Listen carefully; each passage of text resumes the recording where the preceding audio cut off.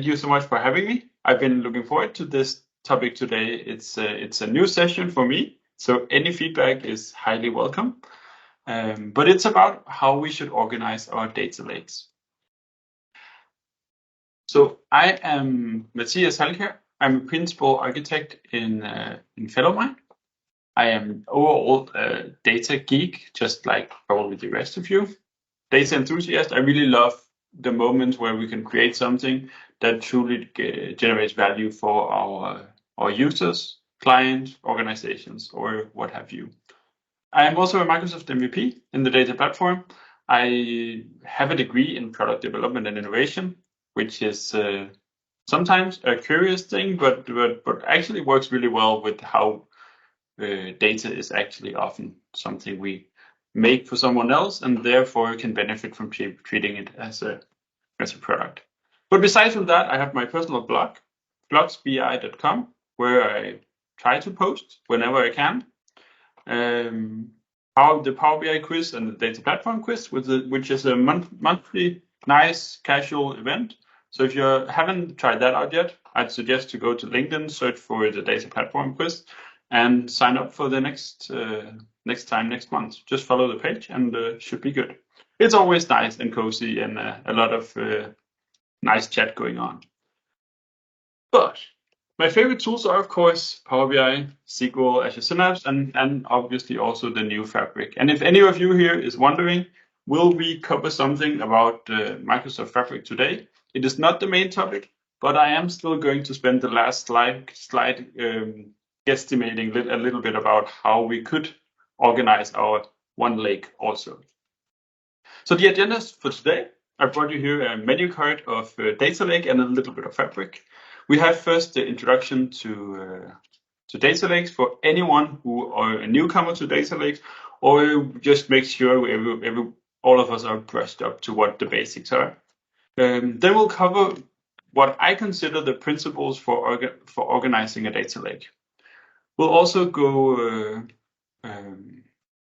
into depth in how we create a good zone-based architecture, so how we basically structure the data lake, and therein also how we do proper partitioning, what we can do with data lifecycle management, some security and access, and finally a little bit about Microsoft Fabric. Now I do realize that many of these topics, especially partitioning, lifecycle management, security and access, could probably be its own session in itself. So some of them are going to be light, and the main focus will be on the actual structuring of our folders, containers, data lakes, etc. And then I recommend anyone who wants to learn more to find some deep dive sessions on those three other topics, because they are relevant when we consider how we design our lakes. So the first question I want to prompt and want to answer is, why would we even care about structuring our data lake? Well, to me, the answer is actually very clear. It's basically about, do we want a data lake or do we want a data swamp? If we don't consider what we're doing with our data, if we don't consider how to structure it, how to plan for it, how to govern it, how to monitor it, we are very, very quickly going to end up with a data swamp. Because when we work with data lake, we have the full freedom of the data lake. We are not bound to specific table definitions.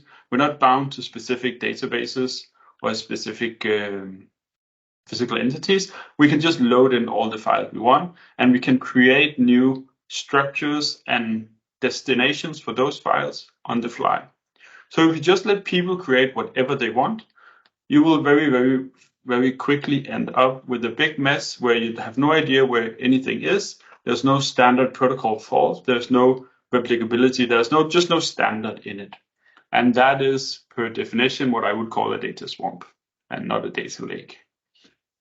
So why would we want to organize? We want to do it because we can better control security and access if we do so. We want to do it because it increases the usability. If we know where things are, it will be easier to use them. If we know what the standard processes are, how we pull our data through the different steps of our data pipelines, it will make our jobs easier. And And basically, at the end of the day, if we know how to share the data in the best way possible and the right data, it will even increase the usability of any users of the data lake, any consumers of the data lake. So it makes our work as a developer easier, it makes our work as architects easier, and it makes even the work of any consumers of the database, the data lake, easier. And finally, performance. If we want to control and reduce the waste of how many times we're loading in files and we don't load in files that are not needed, we do need to think about partitioning, which will greatly influence the performance we're seeing when we use any files from the data lake. So those are the three benefits, if you ask me. So as for the introduction, what is a data lake for anyone who maybe didn't even see one, touch one, or use one before? Well, a data lake is a central repository, not much different from a classical database, except it really is, because it's much more flexible. It handles structured data, unstructured data, semi-structured data alike. It stores them into a flat architecture, but with the data lake Gen 2, we have the hierarchical namespace on top, which means we can have folders. So basically, the data lake is a file server for your data. The easiest way to think about it, if you ask me. And the data lake becomes this common repository where you can pull in data from some data sources, but you can also use it for some consumption applications, where one of the biggest one is probably use it for Power BI and reporting in there. But you can also use it for actual web applications. You could use it for, well, anything that has access to the data lake, which is almost anything. And finally, because it is a decoupled, because it's built on a decoupled architecture, it doesn't come with the compute, which means it's also open for many of the compute engines that are out there. With some of the popular ones within the Azure and Microsoft stack would be Azure Databricks, would be Synapse Analytics, and it would be the compute tools within Microsoft Fabric. Yeah. So one of the big reasons what is data lake? One of the big reasons why we want to look into data lake instead of just a classical data warehouse or something like that is that, well, first and foremost, it's flexible, it's much more scalable, but I think an often missed point here is that it's actually much, much cheaper than some of the alternatives. So we're in the highest pricing tier of data lake, kind of compares to dedicated SQL pools and also the new storage in Fabric. It is still extremely much cheaper than storage in Azure SQL, for example, and it is insanely cheaper than something like Dataverse, which is of course also for different use purposes.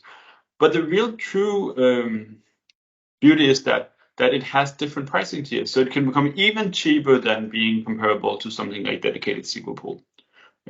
So overall, you will end up seeing a consumption or a pricing that is probably the cheapest in the market.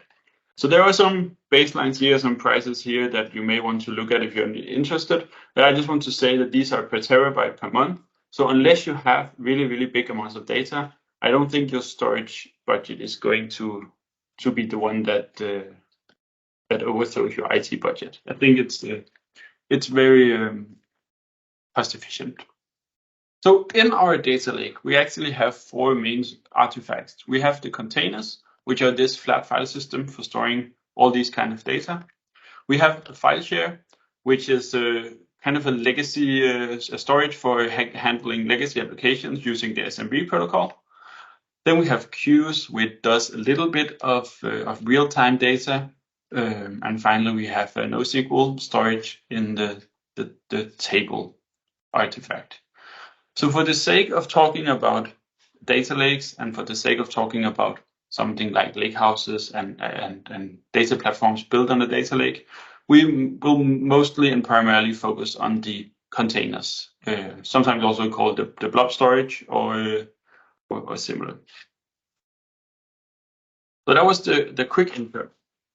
So what are the principles when we not need to start here designing and organizing a data lake? First of all, there are some objects that can help us actually do some organizing. So there are the data lake itself. So that's an Azure resource object that can be created. And there's no one who's forcing you to only have one lake. You can actually have multiple, but that is of course a consideration to be made as well. Each of the data lakes can then have multiple containers. Each container can have multiple directories. So here we're talking file folder structures, and directories can have directories. So you have unlimited, probably not unlimited. So you have a multitude of nested directories where you can set up a bunch of file system hierarchies. And finally, at the end, we have the files themselves, which actually through their naming also can carry some metadata that we can use for organizing. And finally, if we broaden the scope a bit, we can also consider that we can have subscriptions at the Azure level and resource groups, and those can also help with organizing our whole data lake implementation. So I want to mention that before we start digging into the actual data lake, there are some nice considerations to do around the whole Azure layer on top of it. And I'm leaning towards here the Cloud Adoption Framework, which is a framework Microsoft has set up, which gives a neat starting point. None of these things are written in stone, so to say. So everything we do about organizing and designing our data lake structure is, well, we're designing. So it needs to be a trade-off. It needs to work for your organization. There's no one who's here is demanding that it just needs to be a certain way. There are different ways to implement the right thing for you. So there's more than one correct answer, so to say. But this does provide a pretty good starting point for opening up this discussion of how you could structure your data lakes or your whole data platform. And in the data lake landing zone component of the Cloud Adoption Framework, I want to emphasize two parts. One resource group for the actual data lake or data lakes, and another resource group for handling push data from external data sources. So there's probably different discussions, but there could be made some good arguments that push data shouldn't be granted access to actually enter your actual data platform. So it's a really good idea to have it separately in a different resource group, and then also separately in a different Azure resource, in this case as a blob storage. So it used to be the case that blob storage made more sense for these kind of use cases because it's cheaper and we don't need the hierarchical namespace for this kind of push data. But it seems like recent updates on the pricing of data lake actually equalized the price between blob storage and data lake with hierarchical namespace. So I don't think there's much of a difference anymore, and we may consider just using data lakes for everything because it makes our lives easier. Finally, we have also the file formats where we can choose between like CSV, JSON, Parquet, Delta. So this is more about the solution that we're implementing. So we're not going to go in depth with it. Just want to say that Parquet is kind of the standard for saving the actual files, and converting it to Delta files helps us a lot with having this managed file format and removes the need for a lot of other bespoke organization and structure. So rely on Delta just makes things simpler and easier for us, and is a must for us working with some of the compute engines. Speaking of which, there are probably many available compute engines. One of the three main ones I consider is the serverless, the dedicated one, and the Spark engine. And of course, everything in Fabric should also be considered as a compute engine for your data lake. And the reason I'm bringing up the compute engines is because we don't really care about them when we talk about the structure of our lake. There's a reason that we've decoupled compute and storage. It is to make things simpler and that we can look at one problem at a time and not the whole thing as one. But whatever compute we're using will have some influence of how we should approach structuring our data lake. So a good approach opens up the use of all three. It's just the main takeaway here. So we want to make a structured data lake. There's 5 things I think we should focus on when we do that. So we should focus on versioning. Or we consider if versioning is important to us, because we can version what we're doing in the data lake. We should focus on data sensitivity. If we have any sensitive data, we should probably design our data lake so we can better control the access to this data and let that structure help us achieve that. We could look into the different load patterns of how we're loading in data and how to segregate them in the data lake so we don't handle different load patterns in the same folders, making it easier for us to create kind of source agnostic frameworks that can that knows which folders the different kind of load patterns are coming from.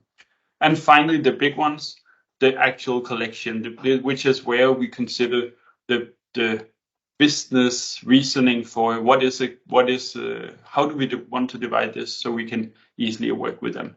So collection is basically what kind of grouping do we want to make on our folders? What kind of activities are we going to do with them? And how can we set up a structure that helps us with that? And finally, we have partitioning, which is setting up a structure that helps us when we have to use the data, reach the data in our data lake, and when we have to query that data. Because if we don't consider partitioning, we'll just have to read all of the data, and our filters will not propagate down into eliminating what files we have to load in. Cool. So with that said, let's step into the zone-based architecture.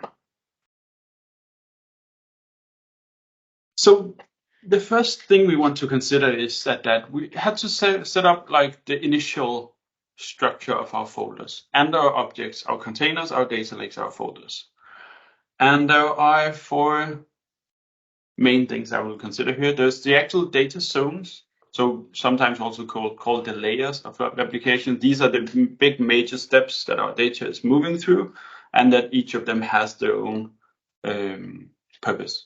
Then we have the actual underlying pipeline steps. So one data zone could be a raw data zone, but that could consist of several sub-steps, which could also be put logical into different file structures. Finally, we have different data sources we're working with. It also makes sense to consider if we should put them into each individual folders. And finally, we have the actual entities we're loading from those data. So we start with the high level. Data processing often at a glance work with something like this. We have a data source. We want to load in some raw data. We want to clean this data and expose the clean data for any system that needs it in a non-transformed way. So just the clean version of our actual data. And finally, we have the transformed data, which is often transformed with a purpose in mind. And the most common example here is to transform it into something like star schema architecture, so it can be used for analytical workloads afterwards. Like in this example, where it's used for data sets and then subsequently for reporting. Different way of visualizing here, but when we then include different source system, there will be some thoughts about how to split up the different layers. So for example, if we have a landing zone, we may want to have a subdivision for each of our source system, and to keep having that subdivision in both our bronze layer and silver layer, and then finally have one common structure for them in the gold layer, because that is where we actually do the data modeling, create the conformed dimensions and facts, and collect them from the different sources. So I want to add here, if anyone here is sitting who's working a lot with Databricks, is that especially the silver layer is actually something that's sometimes being argued. I think in the Databricks terminology, it's already being merged in that layer, where in Microsoft recommendation, it's not merged until the gold layer, and every implementation, of course, can be different. So this is one of the places where your implementation may differ from this standard image here. But once we know this, that we have a flow like this, and this is how we want our data to flow, we can start building some structure in our data lake around it. And it's kind of fun to talk about building some structure, because in a lot of cases, the the containers or folders beneath the containers may only be created when you actually start writing some data into the data lake. So in many ways, it's a governance exercise more than it's an actual building and developing exercise to structure the data lake. So I want to say that now that we know that we have these different zones, it could be a good idea to then put them into a separate data lake for each step of the way, and then have a clear and easy way to handle access differently based on the three layers. And then we can use containers to give us these sub activities, like a landing zone for the data, a conformance layer where it's converted to delta, and a standardized layer where it's this is your silver layer. So standardized layer where it's been cleaned, it's been quality checked, it's been made more pristine, but it's still kept at the source level. And finally, where it's been enterprise data modeled in the gold layer. And we can use containers to give us this kind of division. We could also simplify, and this goes for everything that we're covering today. If you think that some of these things are a bit overcomplicated or overly complex, you can always tone it down and make it easier for yourself. But I'm covering like one of the most covering scenarios here, so that we know all the reasons for why we want to do some of these things. But you could also have like one common data lake as your data platform, and then have everything as containers inside that single data lake. So if we dig down into the landing zone, and we consider that we wanted to make something structured around our data sources, the entities, and everything, we can go to that landing zone, and we can start having a formalized structure here. So the first step would be something like source system at the top level. So in the landing zone, our top level will have one folder for each of the source system that we're loading data into, which means we can also easily onboard a new system later down the road if we need to do that without influencing what is already there. So again, a good way to keep things decoupled and organized. And then finally, and then next, within those folders of source system, they will have a bunch of entities. And if you're working with some of the sources that I also do, sometimes the amount of entities can be in a handful, but other times it may be hundreds, or even in more exotic cases, it can be in the thousands or something like that. Which is why we definitely cannot create this upfront beforehand. This is something that is being created on the fly by the pipelines and by the transformation jobs that we're running. So we need to make it dynamic. But understanding the structure behind how we want to organize it is just important to know how we need to design those pipelines afterwards. So this is a good starting point. But there is one small problem that we'll find in the documentation, and that is some software products doesn't support mounting the root of our data lake container. So if we want to make it more versatile and usable all around, we'll just add a quick top level root folder that can then be mounted for systems that may need that. So that's a good practice. If you're very confident you're never going to use a system that does not support this, you may skip it, but I would consider it a best practice to have it there. So that was building up a structure based on the overall data architecture and data pipeline flow. But there's more. So the next thing we can consider is versioning. So what if we want to ensure that what we're running today and the data that we're offering our consumers, that they can still use this tomorrow, even if we decide that we want to make some changes, maybe do some different data cleaning, maybe do some different data quality checks, or maybe even stop loading in a column, or stop loading in some data, or load in some new data. Very quickly, if we don't know how our end users are using our data, we may make changes that breaks their use of our data. And what we can do is that we can do some like stepwise versioning.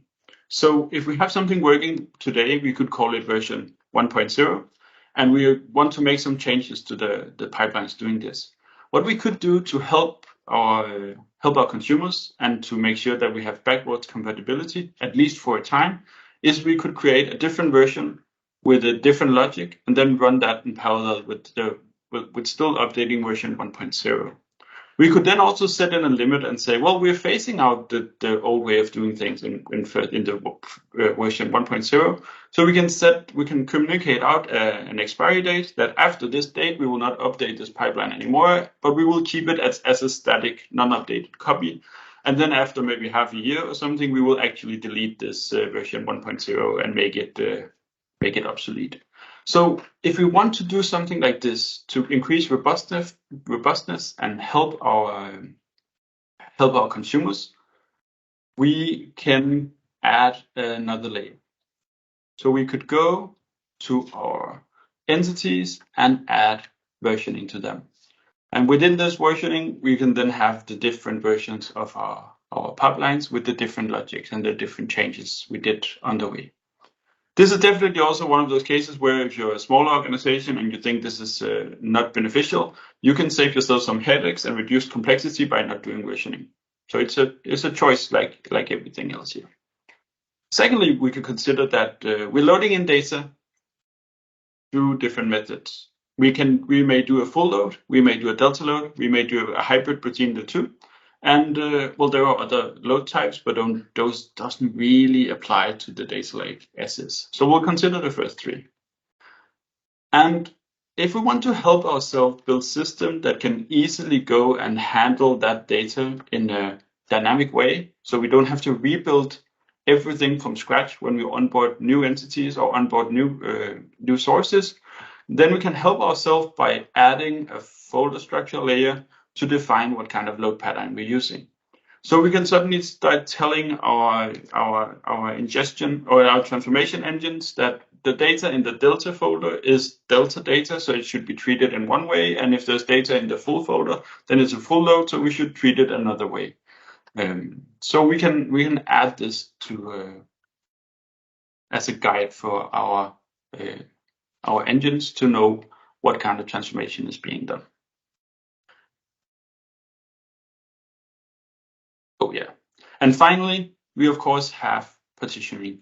So if we add our files below here, we also need to consider that the folders themselves will have multiple layers of maybe partitioning, and the file name itself can be part of that partitioning scheme. But we will cover partitioning more in detail a bit later.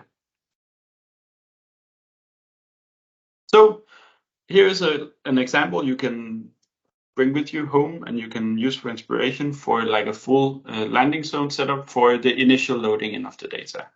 And of course, as I've said it many times, and I will probably say it many times again, if this seems complex, you can simplify. Of course, I just want to make sure that you have all the bits and pieces, so you can use them if you want to, but you can also skip them if you want to simplify.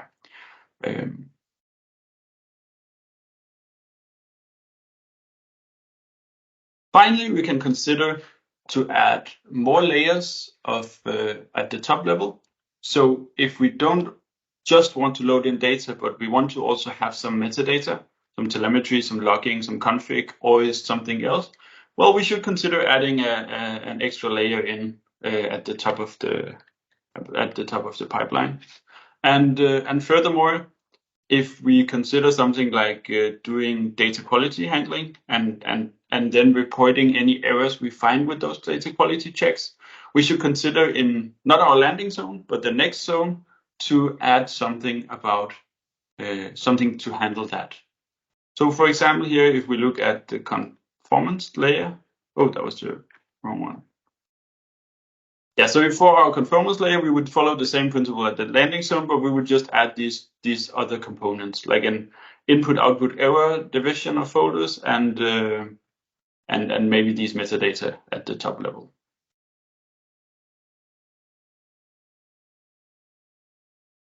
Then we have data sensitivity, because in the last couple of years, it's just become a more and more focused on topic.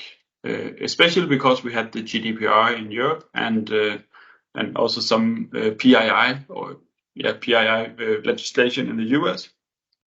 So if we have data that is sensitive, it could be personal identifiable data, or it could be something that is particularly sensitive for some legislation, like GDPR, or it could be just simply business confidential data that we are not allowed to share with everyone, and it needs to be like a need to know basis. What we can consider then is that within our data lake to add a layer in the structure handling the sensitivity, so we can lock down the sensitivity, the sensitive data even more than the rest of our data lake, and we can use more restrictive means of giving access, and that could make our third layer of our pipeline, the standardized layer, look something like this, with a top layer of the different metadata, an actual data layer with our source system, entities, versions, then sensitivity division here, and finally our partitioning at the bottom. But then we look into the last step, where now we need to actually make our curated data sets. We need to start doing dimensional modeling or stuff like that. So this is where we start doing data modeling. We have data from source A and we have data from source B, and we are actually now modeling into conformed dimensions and facts that works across the different sources and become its own new thing. Which means for the final layer of our solution, for the curated layer, we can actually simplify things a bit, because we don't need to include metadata about the source anymore, because a product object can now come from one or many sources, and same goes for all the other entities. So actually our curated layer can become quite a bit more simple than the others. But we also have the possibility here, because it's the curated layer, we don't have to only have one. We can call it data solutions, or we can call it data products. We don't have to have only one. We could have an enterprise data warehouse with dimensional model data, but we could also imagine that we are designing some other data products with other use cases, and then we can host them in our curated layer as well. So now that we talked about how to structure the folders to fit the workflows and the pipelines and the systems in our data lake, we should also talk about partitioning. Because if we don't consider partitioning, we're not going to have something that runs very, very fast. And the first thing I want to say is, I think I mentioned it earlier, the different compute engines may have different compatibilities and different ways one used to do your partitioning. But I'm aiming for some of a common denominator here that should work across the different engines. So for partitioning, we will just add a bunch of folders that does the partitioning. And in this example here, the folders are visualized with like a backslash. So for example here, we could partition based on date, country, customer. And I want to say here that the reason why we want to do a format like this, where the folder name actually becomes country equal Denmark. So it's not just a folder named Denmark, it's a folder named country equals Denmark. The reason why we want to do this is, first of all, it helps us to understand what kind of field this is actually that we're actually grouping by here. But furthermore, this also helps an engine like Databricks to automatically infer the partitioning here, and it knows which kind of column that is being partitioned by this folder structure. So it just makes things simpler for Databricks wise. But I think it makes sense anyway, because it does make it easier to understand which kind of partition we chose. So it becomes a bit of its self-documenting thing as well. So what if we want to do something like partition by date, but we also want to partition by country and customer? Well, we can do that. We just have to find out what the best order is to do these partitioning schemes in. But what then if we want to do multiple partitions? Well, the answer will have to be we need to make multiple copies of our data. So, for example, down here we could have, we want to do a partitioning by customer and product category, but also a different one by country and segment. Well, in that case, we would need duplicate data because we do need to actually write that data into the different partition schemes and yeah, to use them as such. But a good rule of thumb would be find one baseline partition that works well for any, if not most cases, and then make these niche partitions if there is a hardcore need for performance for a very, very specific kind of aggregation or something like that. But as a rule of thumb, when we start putting our data into different partitions, is we should aim for the ideal size of the Parquet files, which could be, I think it's 128 megabytes per file. So if we make a partition that is much more granular than that, and we get very, very small files, we are going to see performance suffer again. So don't over partition here. And a good starting point would be partitioned by some sort of date that makes sense in your data, or even just the load date when you're loading in the data. And then if that is good enough, leave it as is, but then you can consider doing further partitioning if there's a need for that. If we decide to do date partitioning, well, first of all, if we look to the right, here's an example of how partitioning could look. So for the fact finding transactions entity, we could have a version 1.0 with a normal sensitivity, and within that we have the first layer of partitioning. So we have one folder called segment equals retail and another segment equals wholesale. Then we have under those, we have year, month, year, and then finally we have the transactions themselves with a date stamp on them. This could be a way to both do partitioning on dates as well as some of these segments. And by using this equal terminology, we make it easier for Databricks to handle it. So what we do by making this partition is that if we then make some queries or want to use this data from some system or some query, we're actually going to be able to eliminate what files we're using. So if I'm making a SQL query and I'm only looking for transactions in this specific date, 1st of January, for only the segment of retail. So I have a where filter that says segment should be retail and the date should be this. Well, it's going to actually eliminate that. Okay, then we don't look at any files in the wholesale folders and go down to the year. Yeah, it'll look at the files with only this date in it. So we're actually going to eliminate how much data is being read, but only if it's part of the partitioning. If we don't set up a partitioning structure, our where filters in our SQL is going to do nothing. I mean, yes, it's going to limit the data that we receive, but it's not going to limit the data that we have to read. So if we didn't add any partitioning, and we even did a SQL query looking for only one specific record at one specific day for one specific customer, we would still have to read the entire data lake to get that one piece of data. So adding partitions is the way to actually being able to filter your data afterwards. And if we're doing something like a date partition, it can be a really good idea to do year, month, date instead of year, month, date. And the reason here is that if I wanted to do some filter between 5th of August and 7th of September, I can do this with a year, month, date. I cannot do it with a day and a month and a year. It will become much more complex if doable. Okay, and a full example of how a curated layer could look like if we add partitioning. So time is short. Data lifecycle management becomes also important here. So in the data lake, we have the different tiers as we talked about earlier. There's a premium tier, hot tier, cool tier, cold tier, and archive.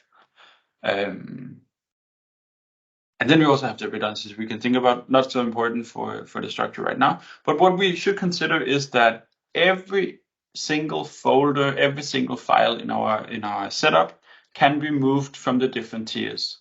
And the hotter the tier we move it to, the more we have to pay for storage cost, but the less we pay for transactions. So if we have something like a curated layer and we have versioning on that, well, it makes sense to put the most recent version in maybe hot tier, but put something of like a very old version in the cool tier. Or if we have data that is partitioned by the date we loaded it, especially if we're doing full loads, well, we kind of could very quickly put them in cool or cold, or even for very old data, maybe more than 5 years old, we could consider moving it to archive. So we should consider that the file structure that we're creating actually help us to more easily manage that. Okay, if it's within this folder, we should move it around in the tiers in this particular manner or such. And finally, also can do the same for different environments: dev, test, pre-prod, prod, etc. Finally, we have some security considerations. So there's 5 different ways of doing security in the data lake, and the most commonly used one, the RBAC, the role-based access control, is done at the top level. So anything in particular at a lower level, we need to look into something like access control list, which can be used to utilize something like protecting your sensitive data even more than you do with the rest of your data lake. And very finally here, what does that mean in a world of Microsoft Fabric? Well, I don't really know yet, because the problem is that one of the main advantages of structuring our database or our data lakes right now is to do better security and access, is to increase the usability, and is to fine-tune the performance. And the challenge here with Fabric is that the security engine is not there yet, so we don't really know how to structure to best suit this security engine. The usability, we're only starting now to explore the different use cases, so we don't know exactly what creates the best usability scenarios, especially because Fabric seems to embrace also more decentralized setups like data mesh and stuff like that which will call for new ways of structuring our one lake. And finally, performance. We don't exactly know how the direct lake performance in Fabric is going to work, so it's really hard to fine-tune a structure that increases that performance. And most of what is done inside of Fabric is auto-tuned by the engine themselves, so we don't need to do much. But I can guess, and I can guess from a point of view that what we have today, and that Fabric is simplifying a lot of things. So in Fabric, I would think we would maybe want to make a conformance layer as a workspace, and then have lake houses for the individual source systems, maybe with the entities within, and then kind of go with that structure for the different layers. But it is something to be explored. So I hope you enjoyed something from the presentation today. It is a bit of there's a lot to grasp, and I hope that I didn't overcomplicate things. But you should remember the one thing here is that design it the way it works for you, and I hope I inspired you for some of the functionality you could add to the structure of your data lake. So thank you very much for tuning in.